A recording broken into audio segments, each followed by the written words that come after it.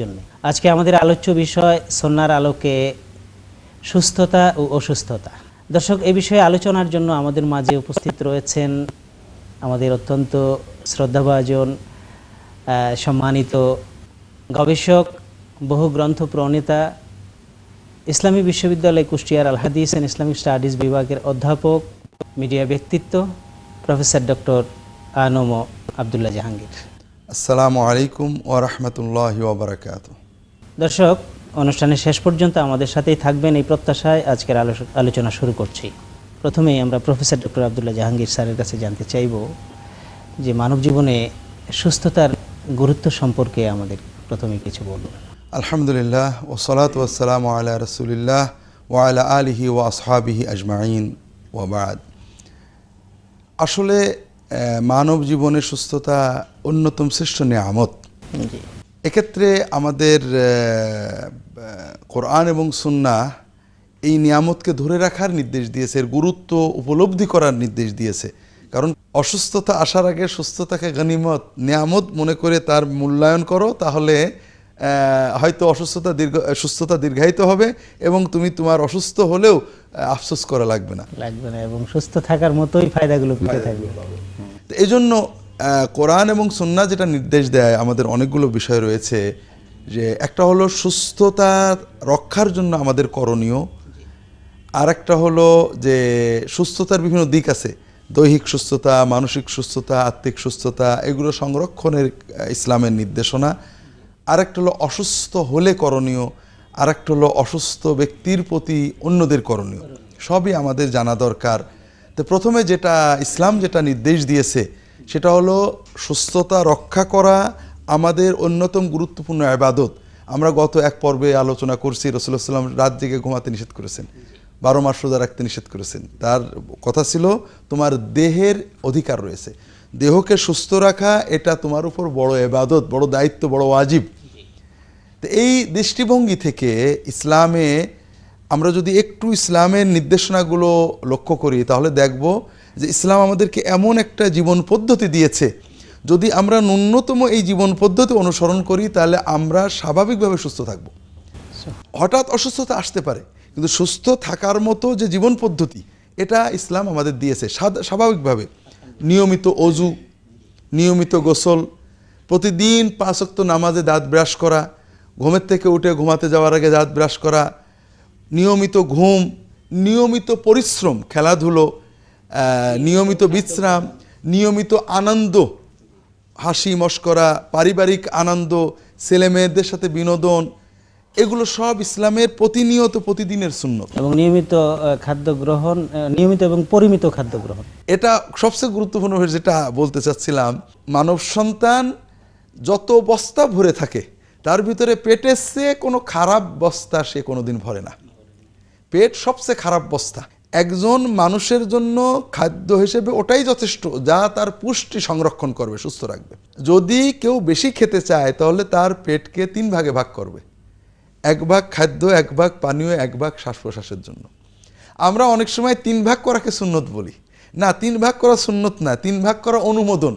সুন্নত হলো যতটুকু খেলে আপনার পুষ্টি থাকবে, সুষম খাদ্য, পুষ্টিকর খাদ্য, যতটুকু খেলে আপনার ক্ষুধা নিবৃত্ত হয়েছে, সুস্থ থাকবেন। পেট পুরে খাওয়া এটা রাসূলুল্লাহ সুন্নতের বিপরীত।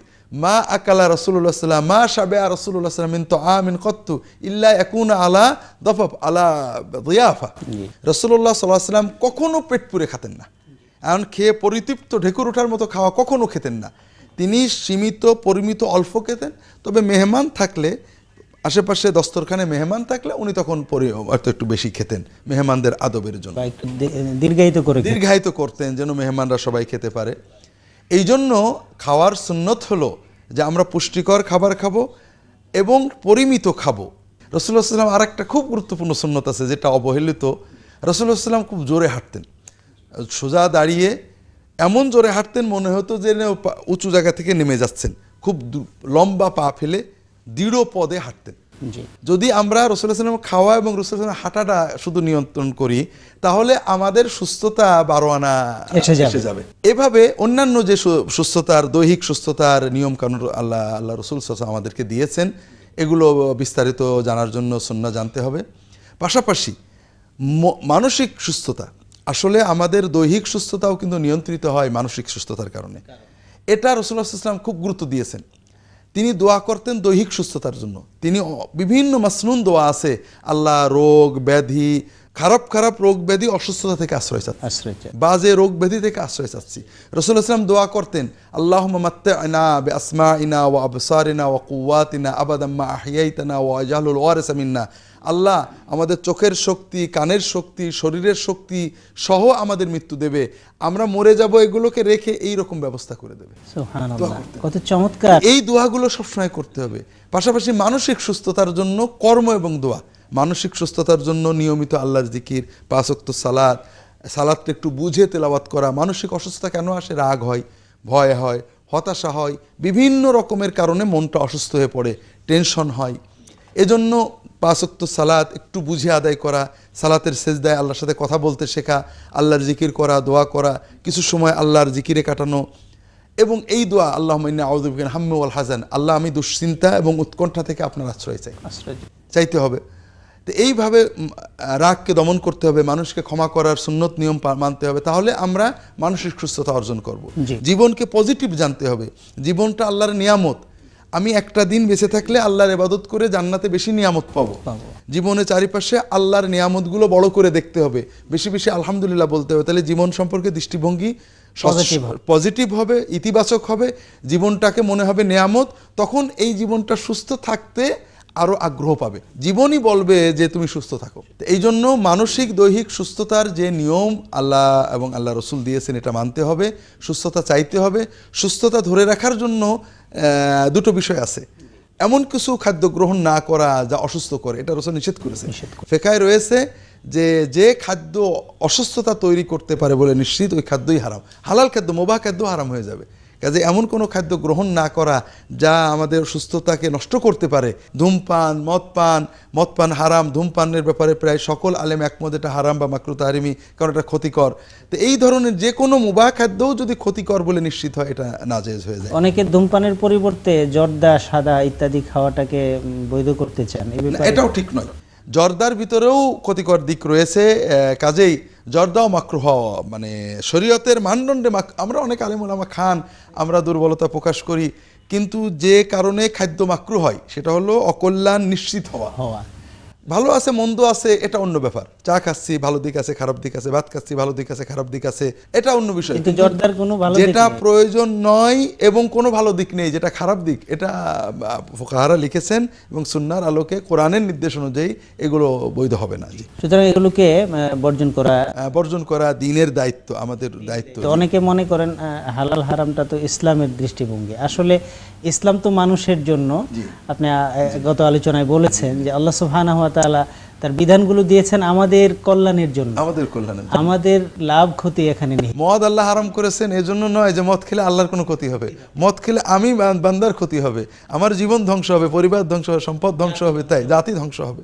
তো ওই রকম আল্লাহ তাআলা দিন দিয়েছেন আমাদের জন্য। আল্লাহ সুস্থতা রক্ষার জন্য কত করেছেন। অসুস্থ হওয়ার ভয় থাকলে ওযু করবে না তায়াম্মুম করবে, গোসল করবে না তায়াম্মুম করবে, সেজদা করতে না পারলে দাঁড়িয়ে নামাজ পড়বে, দাঁড়াতে না পারলে আল্লাহ তাআলা দিনকে সহজ করে দিয়েছেন সুস্থতাকে সংরক্ষণ করার জন্য। তো স্যার, আমরা আবারও আপনার কাছে ফিরে আসব, একটা ছোট বিরতিতে যাচ্ছি। দর্শক, ফিরে এলাম বিরতির পর। আপনারা দেখছেন সুন্নাহর আলোকে মুমিন জীবন অনুষ্ঠানটি পরিবেশিত হচ্ছে পুতুল প্রপার্টিজ লিমিটেড এবং স্কাইটাচ অ্যাপার্টমেন্টস লিমিটেডের সৌজন্যে। আজকে আমরা আলোচনা করছিলাম সুন্নাহর আলোকে সুস্থতা ও অসুস্থতার বিধান নিয়ে। তো এই পর্যায়ে আমরা প্রফেসর ডক্টর আব্দুল্লাহ জাহাঙ্গীর স্যারের কাছে জানতে চাইব, অসুস্থদের প্রতি সুস্থদের করণীয় কি? আসলে এখানে দুটো বিষয় রয়েছে। অসুস্থ ব্যক্তির নিজের প্রতি নিজের করণীয়, আরেকটা তার প্রতি অন্যদের করণীয়। সুস্থতা নিঃসন্দেহে আমরা চাইব, চেষ্টা করব, কিন্তু অসুস্থতা এসে গেলে আমরা যেন হতাশ না হয়, মন খারাপ না করি। কেন? প্রথম বিষয় বুঝতে হবে যে রাসূলুল্লাহ সাল্লাল্লাহু আলাইহি ওয়াসাল্লাম বলেছেন, মুমিনের প্রতিটি বিষয়ই একটা অদ্ভুত বরকতের, আনন্দের, কল্যাণের। মুমিন যখন ভালো থাকে, কল্যাণ পায়, শুকর করে, তার সওয়াব পায়, দুনিয়ায় বরকত পায়, আখিরাতে সওয়াব পায়। আর মুমিন যখন কষ্টে পড়ে, সবর করে, আর সবরের কারণে তার সওয়াব আরো বেড়ে গেল, আরো ভালো হয়ে গেল। সুবহানাল্লাহ। কাজেই আমাদের জীবনটাকে বুঝি, জীবনটা হলো অনন্ত, এই দুনিয়ায় এবং আখেরাতে। আল্লাহ যদি আমাকে অসুস্থতা দেন, আমার চেষ্টার পরেও কোনো কারণে অসুস্থতা দেন, আমি এটাকে নিয়ামত হিসেবে গ্রহণ করব, যে এটা আমার দুনিয়া এবং আখেরাতে কল্যাণময় মূলে আল্লাহ দিয়েছে। প্রথম আমি যদি সবর করি আমার সওয়াব হবে। দ্বিতীয়ত এই ছোটোখাটো অসুখ বিসুখের মাধ্যমে আল্লাহ আমার গুনাহগুলো মাফ করবেন, এটা বারবার হাদিসে আসছে। একটা দিনের জ্বরের মাধ্যমে আল্লাহ অনেক বছরের গুনাহ মাফ করে দেন। সুবহানাল্লাহ। তা আমি অনেক গুনাহ তো করে ফেলি, তওবাও করতে পারি না ভালো করে। যাক, যদি একদিনের জ্বরে একটু সবর করে আল্লাহ আমার গুনাহগুলো মাফ করে, তো আলহামদুলিল্লাহ আমি একটু সবর করি। তো এইভাবে আমরা অসুস্থতায় হতাশ না হয়ে এটাকে আল্লাহর দেওয়া নিয়ামত হিসেবে গ্রহণ করব। মুমিনের জীবনের প্রতিটি দিক যদি মুমিন ইমানি চেতনা নিয়ে গ্রহণ করে, এটা তার জন্য দুনিয়া এবং আখিরাতে কল্যাণকর। সে ভালো থাকলেও কল্যাণ, সে অসুস্থ থাকলেও তার জন্য কল্যাণ আসে। মানে অসুস্থতার অকল্যাণের মাধ্যমেও সে কল্যাণ পাচ্ছে। কি জন্য? একজন মুমিন নয় তিনি অসুস্থতার কারণে হতাশ হচ্ছেন, গুনাহ হচ্ছে, তিনি হাহুতাশ করছেন, গালি দিচ্ছেন ভাগ্যকে, তার অসুস্থতা পুরোটাই অকল্যাণ এবং আল্লাহর কাছে সে কিছুই চাচ্ছে না। আর মুমিনের অসুস্থতাও কল্যাণ। এক নম্বর তিনি এটার সবর করে সওয়াব পাচ্ছেন, এটার মাধ্যমে গুনাহ মাফ হচ্ছে এবং আল্লাহর কাছে পানা চাচ্ছেন, অনেক দোয়া করছেন, দোয়ার সওয়াব পাচ্ছেন।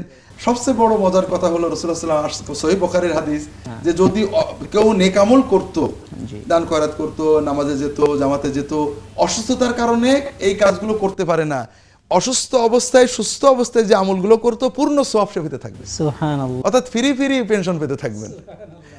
কাজেই কত দয়া। মুমিনের অসুস্থতায় আমরা কষ্ট পাবো, আমাদের দেহ কষ্ট পাবে, যেন মন যেন উৎকণ্ঠিত না হয়, হতাশ না হয়। এই মনের হতাশ না হওয়ার মাধ্যমে সুস্থতা ত্বরান্বিত হবে। কাজে মুমিনের প্রথম দায়িত্ব যে অসুস্থতাটাকে গজব বোঝা মনে না করে আল্লাহর পক্ষ থেকে দেওয়া পরীক্ষা এবং নিয়ামত মনে করে এটাই সবর করা, এটার জন্য আল্লাহর কাছে কৃতজ্ঞতা প্রকাশ করা এবং এর থেকে মুক্তির জন্য দোয়া করা। 2 নম্বর দায়িত্ব হলো রাসূলুল্লাহ সাল্লাল্লাহু আলাইহি ওয়াসাল্লামের নির্দেশ, অসুস্থতায় সুস্থতার জন্য চিকিৎসা করা। চিকিৎসা রাসূলুল্লাহ সাল্লাল্লাহু আলাইহি ওয়াসাল্লাম সাহাবীগণ কখনোই দোয়াকে পেশা হিসেবে নেননি, তাবিজকে পেশা হিসেবে নেননি। তাবিজ রাসূলুল্লাহ সাল্লাল্লাহু আলাইহি ওয়াসাল্লাম নিষেধ করেছেন, দোয়া ঝাড়ফুঁক বৈধ করেছেন। এটা স্পিরিচুয়াল থেরাপি, এটা অবৈধ নয়। তবে এটাকে রাসূলুল্লাহ সাল্লাল্লাহু আলাইহি ওয়াসাল্লাম খুব উৎসাহ দেননি, উৎসাহ দিয়েছেন বৈজ্ঞানিক চিকিৎসা ব্যবস্থাকে। ডাক্তারের কাছে যাওয়া, চিকিৎসা করা। আমরা অসুস্থ হলে চিকিৎসার চেষ্টা করব। অনেকে আল্লাহর উপর ভরসা করে চিকিৎসা করতে চান না, এটা সুন্নত নয়, চিকিৎসাটাই সুন্নত। তৃতীয় যে বিষয়টা বুঝতে হবে, যে এই চিকিৎসা গ্রহণের ক্ষেত্রে আমরা বিজ্ঞান নির্ভর, প্রযুক্তি নির্ভর, গবেষণা নির্ভর চিকিৎসার উপর নির্ভর করব। এমনকি রাসূলুল্লাহ সাল্লাল্লাহু আলাইহি ওয়াসাল্লাম অমুসলমান চিকিৎসকদের সহায়তা নিয়েছেন ও সাহাবীগণ নিয়েছেন। কিন্তু কুসংস্কার বা এই জাতীয় বিষয়ে আমরা না যাই। কোনো পাথর কল্যাণ করতে পারে, কোনো রাশি কল্যাণ আছে, গ্রহের কোনো প্রভাব আছে, এগুলো শিরকি বিশ্বাস। আল্লাহ দুনিয়াতে যেটা সৃষ্টি করেছেন বৈজ্ঞানিক নিয়মে যেটা কল্যাণ করে, কাছের পাতা চিবিয়ে খেলে, এটা অন্য জিনিস। কিন্তু কোনো রাশি মানে অলৌকিকভাবে কল্যাণ করতে পারে, গ্রহ ভালো মন্দ করতে পারে, এটা শিরকি বিশ্বাস, আল্লাহ তাআলার সাথে শরীক হয়ে যায়। এটাকে পরিহার করতে হবে, আল্লাহ হেফাজত করুন। একটা বিষয় রাসূলুল্লাহ সাল্লাল্লাহু আলাইহি ওয়াসাল্লাম কঠিনভাবে প্রতিবাদ করেছেন, সেটা হলো রোগীর প্রতি ঘৃণা বা সোয়াসে মনে করে রোগীর কাছে না যাওয়া। এই জন্য তিনি বারবার বলছেন লা আদওয়া, এই যে রোগ সোয়াসে হয়েই যাবে, এটার উপর করবে না। তার মানে এই নয় যে রাসূলুল্লাহ সাল্লাল্লাহু আলাইহি ওয়াসাল্লাম সংক্রমণ অস্বীকার করেছেন, সংক্রমণের কথা বলেছেন, যে সুস্থ মানে ব্যক্তির কাছে অসুস্থকে নিয়ে যাবে না, কোথাও মহামারী হলে পালিয়ে যাবে না, অনেক বিষয় আছে। তবে আমাদের বুঝতে হবে শুধু সংক্রমণই রোগ হয় না। তাই যদি হতো আমরা প্রতিনিয়ত লক্ষ লক্ষ রোগ জীবাণু দেহে ঢুকাচ্ছি, কিন্তু রোগ হচ্ছে না। রোগ হওয়ার জন্য আল্লাহর ইচ্ছা, অর্থাৎ আমাদের শরীরের প্রতিরোধ ক্ষমতা ইত্যাদির প্রয়োজন। কাজে আমরা যেন কোনো রোগের কারণে কোনো রোগীর প্রতি ঘৃণা অনুভব না করি, কোনো রোগের প্রতি ঘৃণা অনুভব না করি, রোগীর প্রতি সহমর্মিতা পোষণ করি। এটা হলো প্রথম কথা। তার কাছে যাব, সেবা করব, সুস্থতা থাকার তাকে সান্ত্বনা দেব। কোনো রোগীকে দেখতে যাওয়া এটা অন্যতম শ্রেষ্ঠ ইবাদত। রাসূলুল্লাহ সাল্লাল্লাহু আলাইহি ওয়াসাল্লাম বিভিন্ন হাদিসে বলেছেন, যখন কেউ রোগী দেখতে রাস্তায় বেরোয়, সে আল্লাহর রহমতের ভিতরে সাঁতার কাটতে থাকে। সুবহানাল্লাহ। যখন সে রোগীর কাছে বসে, তখন সে আল্লাহর রহমতে ডুব মারে। যদি কেউ সকালে অর্থাৎ দ্বীপ্রহরের আগে যে কোনো সময়ে একজন অসুস্থ মানুষকে, মারিদান, মৌলানা অসুস্থ, নেতা অসুস্থ, মুসলমান অসুস্থ, এগুলো কিছু বলা হয়নি, যে কোনো অসুস্থ মানুষকে যদি কেউ দেখতে যায়, এর ভিতরে যদি কেউ একজন রোগীকে দেখতে যায়, তাহলে সন্ধ্যা পর্যন্ত ৭০,০০০ ফেরেশতা তার জন্য দোয়া করতে থাকে। সুবহানাল্লাহ, সুবহান। আর যদি কেউ দ্বীপ্রহরের পর থেকে সন্ধ্যা পর্যন্ত, রাত পর্যন্ত কোনো রোগীকে দেখতে যায়, তাহলে পরবর্তী দিন সুবহে সাদেক পর্যন্ত ৭০,০০০ ফেরেশতা তার জন্য দোয়া করতে থাকে। কত বড় আল্লাহ তাআলার কত বড় দয়া, নিয়ামত। একটা মানুষকে আপনি দেখতে গিয়েছেন, ফুল নেওয়া, ফল নেওয়া, টাকা নেওয়া কিছুই না, দেখতে গিয়েছেন কেমন আছেন, ভালো আছে, আল্লাহ ভালো করবেন, কেন এত বড় সওয়াব? অসুস্থ ব্যক্তি মানসিকভাবে দুর্বল হয়ে যান। যখন আমরা তাকে দেখতে যাই, তিনি অনুভব করেন প্রথমত যে আমার একটা মূল্য আছে সমাজে, মানুষ আমাকে ভালোবাসে, তার সুস্থ হওয়ার প্রেরণা পায়। মানুষ যখন তাকে বলে ইনশাআল্লাহ ভালো হয়ে যাবে, তখন তার মনটা উজ্জীবিত হয় এবং উইল ফোর্স তৈরি হয়। উইল ফোর্স তৈরি হয়। সুস্থতার জন্য উইল ফোর্স জরুরি। আর একটা সুন্নত হলো রোগী দেখতে যেয়ে দোয়া করা। হ্যাঁ, এই দোয়াটাও আল্লাহ রাসূল সাল্লাল্লাহু আলাইহি ওয়াসাল্লাম বলছেন, যদি কেউ রোগী দেখতে যায় তার গায়ে হাত দিয়ে, মাথায় হাত দিয়ে 7 বার বলে, মহান আল্লাহ যিনি মহান আরশের প্রভু, তার দোহাই দিয়ে তার কাছে আমি বলছি যে তাকে তিনি আপনাকে সুস্থ করে দেন, এই দোয়াটা যদি 7 বার বলে, ওই ব্যক্তি যদি মৃত্যু নির্ধারিত না হয়ে থাকে, সে রোগ থেকে সুস্থ হবে। দোয়াটা আসআলুল্লাহাল আযীমা রাব্বাল আরশিল আযীম আইয়াশফিয়াকা। মাশাআল্লাহ। জি, এই দোয়াটা আমরা 7 বার বলবো, এতে আমিও সওয়াব পেলাম, ওই ব্যক্তি সুস্থতা ইনশাআল্লাহ পেয়ে যাবে আমার দোয়ার মাধ্যমে। অসুস্থকে দেখতে যাওয়ার সওয়াবটা আমি পুরোই পাবো, আমি হাদিয়া না নিলেও। কিন্তু হাদিয়া নেওয়াটা অন্য একটা সুন্নত ইবাদত, যে কোনো মানুষকে বেড়াতে গেলে, দেখতে গেলে তাকে কিছু হাদিয়া দেওয়ার। অসুস্থ ব্যক্তির পথ্যের ব্যাপারেও রাসূলুল্লাহ সাল্লাল্লাহু আলাইহি ওয়াসাল্লাম নির্দেশ দিয়েছেন। জি জি, আমি ঠিক বলছিলাম। এমন কিছু না করি আমরা যে আরে আল্লাহ ভরসা, যা ইচ্ছা খেয়ে গেলাম, আল্লাহ রাসূল মিষ্টি খেয়েছেন কাজে ডায়াবেটিস হয়েছে তাই কি সুন্নত মিষ্টি খেতে থাকি? না, মিষ্টি পছন্দ করতেন, এটা খাওয়ার পরে মিষ্টি খেতেন এই কথাটা ঠিক নয়, তো মিষ্টি জিনিস পছন্দ করতেন এটা সহি। হয়তো আলী রাদিয়াল্লাহু তাআলা আনহু এবং রাসূলুল্লাহ সাল্লাল্লাহু আলাইহি ওয়াসাল্লাম যাচ্ছেন একসাথে, একটা খেজুর ঝুলানো ছিল, খেজুর খেতে গেছেন তিনি। আলী রাদিয়াল্লাহু বলেন, রাসূলুল্লাহ সাল্লাল্লাহু বলেন, না তুমি খেজুর খেও না, কেবল তুমি অসুস্থ ছিলে, তোমার পেটে খেজুর গেলে এটা তোমার জন্য অসুস্থতা তৈরি করবে, কাজেই তুমি ওদেরকে বললেন যে এইটা করে ওকে খেতে দাও। সুবহানাল্লাহ। এখন যদি আমরা বলি যে খেজুর খাওয়া সুন্নত, আমরা বেশি করে খাবো, অসুস্থ হয়ে আর যাই হই, এটা কিন্তু পথ্যের উপর নির্ভর করলাম না। কাজেই রাসূলুল্লাহ সাল্লাল্লাহু আলাইহি ওয়াসাল্লাম অসুস্থ ব্যক্তিকে সঠিক পথ্য দেওয়া, এটাও সুন্নত। আল্লাহ সুবহানাহু ওয়া তাআলা তার হাবিব সাল্লাল্লাহু আলাইহি ওয়াসাল্লামের মাধ্যমে আমাদেরকে প্র্যাকটিক্যালি এই জিনিসগুলো শিখিয়েছেন। এগুলোই মূলত সুন্নাহ বা তার পদ্ধতি, রীতি। আমরা এই সুন্নাহ বলতে এই জিনিসটাকেই আমাদের এই সুন্নাহর আলোকে মুমিন জীবন অনুষ্ঠানে দর্শকদের উদ্দেশ্যে পেশ করতে চাচ্ছি। তো আপনি স্যার কষ্ট করে আমাদের মাঝে এসে এই বিষয়গুলো আমাদের জন্য চমৎকার করে বর্ণনা করেছেন। আল্লাহ তাআলা আপনাকে জাযায়ে খায়ের দান করুন। আল্লাহ সবাইকে কবুল করে নিন।